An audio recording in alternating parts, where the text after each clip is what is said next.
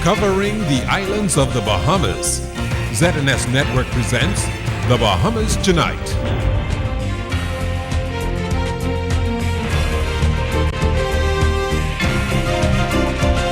This portion of the news is brought to you by McDonald's. McDonald's, I'm loving it.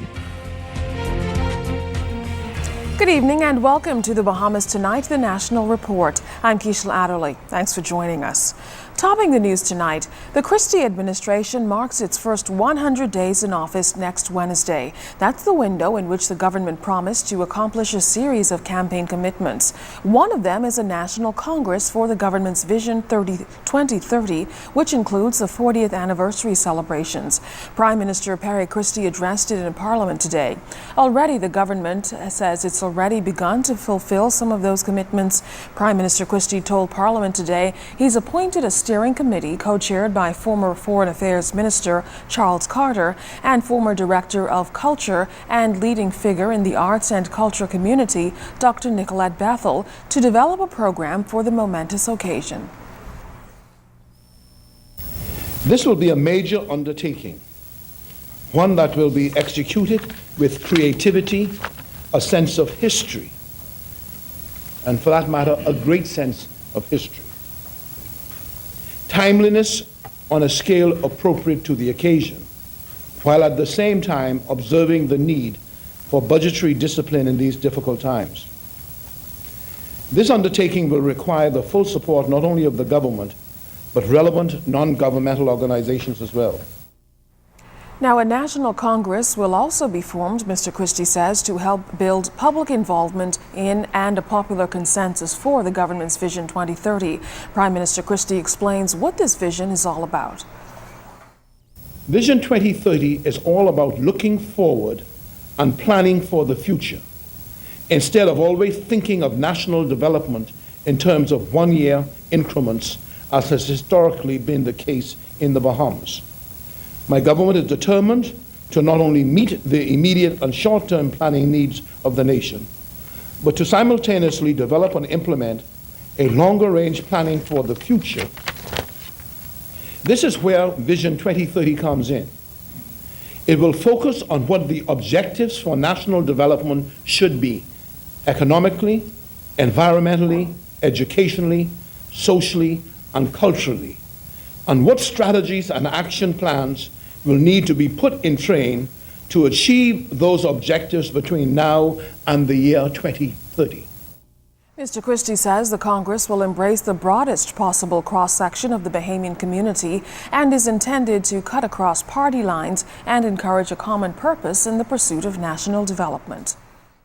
The National Congress will therefore involve committed and concerned Bahamians from a wide and diverse spectrum, including the clergy, the professions and trades, the labor movement, the business community, scholars, students, farmers, fishermen, youth organizations, non-governmental organizations, social activists, artists and musicians, and of course, ordinary citizens drawn from the length and breadth of our country.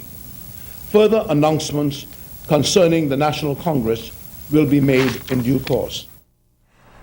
The Bahamas Development Bank Amendment Act 2012, also introduced in the House of Assembly today by State Minister for Finance Michael Halkitis. The amendment, he says, represents a significant shift in the bank's operating guidelines, giving it more flexibility. And these are the three main features. For a variety of reasons, the success rate of both businesses financed and supported and the financial performance of the bank itself leaves considerable room for improvement. The amendments that are being proposed are designed to reposition the bank to be more agile and responsive to the needs of clients in the modern environment and to give more autonomy to the bank in the recruitment and engagement of staff. Section 4 of the Principal Act is being amended to give the bank more flexibility in the types of instruments the bank may use to facilitate the provision of credit, including by means of the provision of capital in any form and making investments in financial instruments whether or not subordinated to third-party investors. A bill which will allow spousal permits to remain valid for an indefinite period is before Parliament. Foreign Affairs Minister Fred Mitchell says the legislation is a progressive step, but the opposition has some misgivings. Janaea Noel Ferguson explains. You've heard the countless stories, Bahamian men and women marrying foreigners, sometimes illegal immigrants, for them to, quote, get straight or citizenship. In many instances, Bahamians are reportedly paid to enter into this agreement that is commonly known as a marriage of convenience.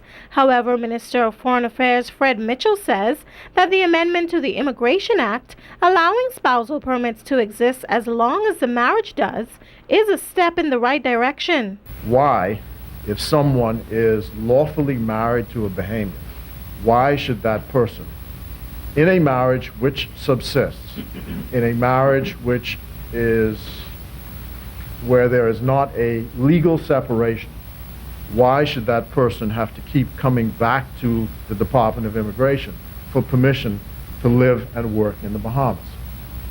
And we decided philosophically that what we ought to do is to provide the opportunity that once you are lawfully married and once the marriage subsists, you are able to apply for a spousal permit, and that permit can last for an indefinite period.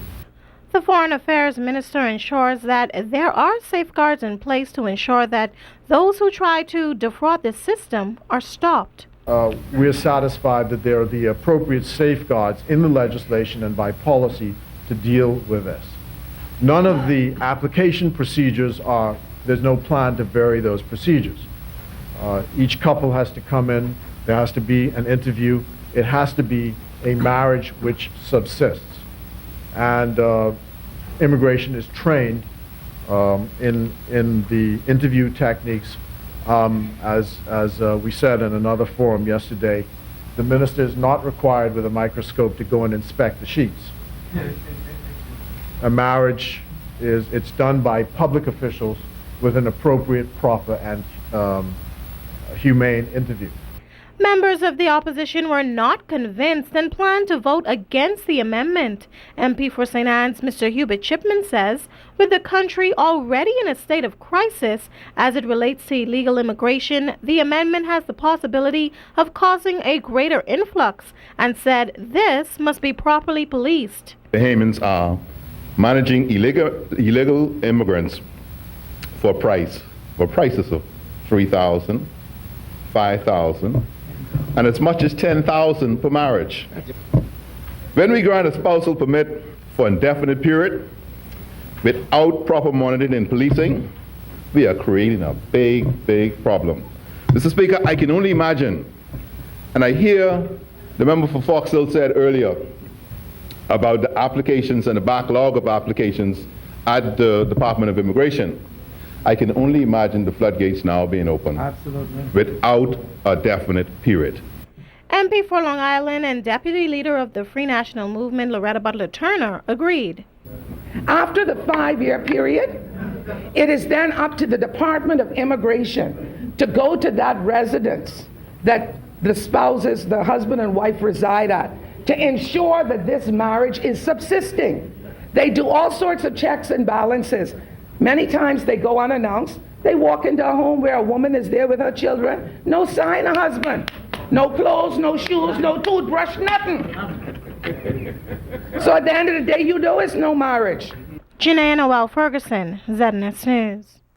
The government is also tackling the poaching issue head-on. According to Minister of Foreign Affairs Fred Mitchell, not only will a delegation be sent to the Dominican Republic for talks on this lingering issue, they'll also uphold the decision not to grant non-national fishing permits, despite concerns by fishermen that they can't depend on Bahamian workers.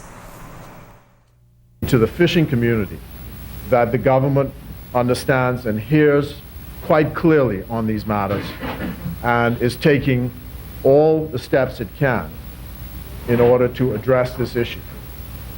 But we are constrained by the directions of the Cabinet that no work permits are to be issued in these circumstances to individuals on these particular fishing vessels.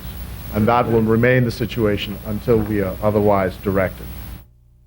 Also from Parliament today, Minister of Transport and Aviation Glenys Hannah Martin addressed the issue of parking spaces for taxi cab drivers on Bay Street. The previous government, she says, temporarily removed parking spaces for taxi drivers 3 years ago to accommodate roadworks, but never reinstated them. Her ministry, she says, is looking to restore the downtown provision. I am pleased to announce that my ministry will be engaging in dialogue with the taxi cab union to agree the placement of parking spaces on Bay Street and in numbers to be agreed.